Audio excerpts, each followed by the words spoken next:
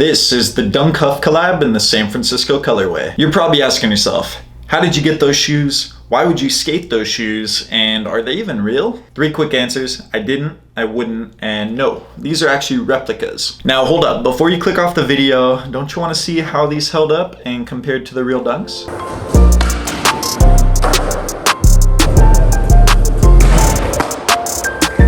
I'm half convinced that these shoes are actually smuggled out of the Nike factory because every detail on this shoe is pretty much exactly the same as the real one. And later in this video, I'm going to cut out the side panel and we're going to see if there's actually tie-dye under there, because I honestly don't know if it's there or not. If you're wondering, I got these shoes from pleaseshoes.ru. They reached out asking if I could collab on a video. I asked if they could send me these exact shoes, and 3 weeks later, I had them. There will be more info on where you can get a pair of these for yourself later, but first, let's talk about how they skated.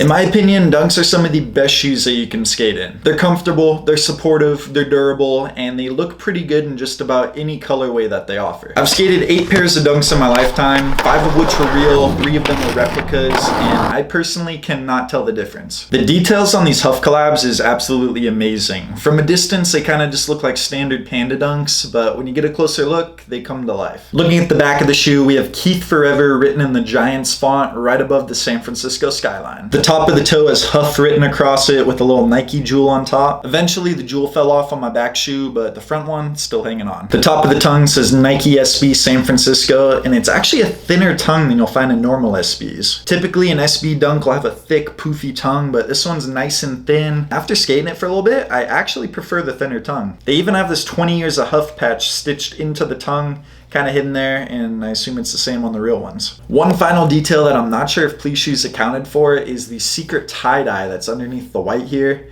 Supposedly you take a razor, cut it out, cut around the Nike logo, and it'll reveal a nice black and orange tie-dye. I'm not too sure if the replicas have it, but we're about to find out. Voila.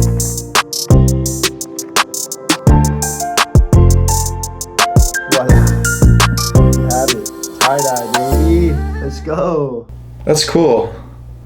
I mean, like, it's not the cleanest cut job, honestly, but if you took your time, made it super precise, and did that right when you got the shoes, these would be sick. So I'm kind of bummed I didn't do that earlier because the tie-dye looks way cooler than just the white, but either way, very impressed. Every single detail on this shoe is identical to the real ones, even the little tie-dye there. The tie-dye I did not think was going to be there, but you know what? Please Shoe, y'all killed it.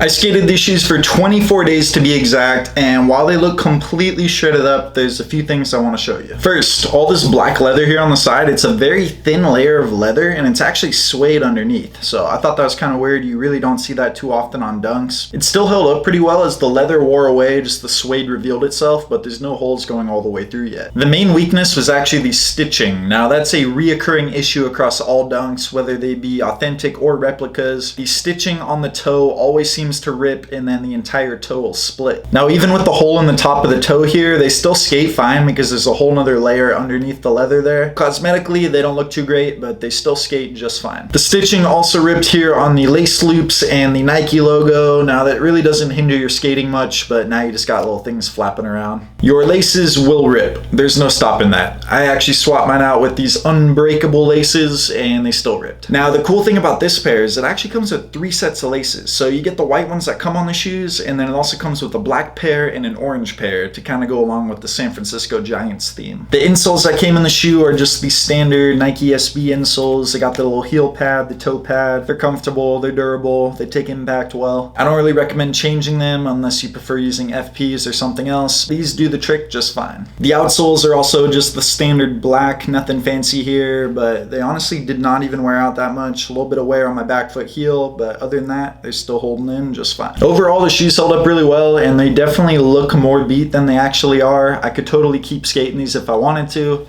or I could just go over to pleaseshoes.ru and buy another pair. If there's a pair of Dunks that you've been wanting but you do not want to spend $300 on StockX, then head over to their website and check it out. They have hundreds of different colorways, and each one has the same attention to detail as this pair here. You know that they're gonna look, feel, and skate just the same as real ones. If you don't see a specific colorway on their website, feel free to DM them at Please Shoes, and they'll be happy to help you out from there. Most replica shoes on their website cost anywhere between $140 to $160, so it still is a pricey shoe. You can use code SkateIntel at checkout to get $16 off your order. So if you want to pick up a pair of reps for yourself, you know that Please Shoes has high quality reps that will look, feel, and skate just like real ones. Subscribe to the channel if you found this helpful, and I'll see you in the next one with some more intel.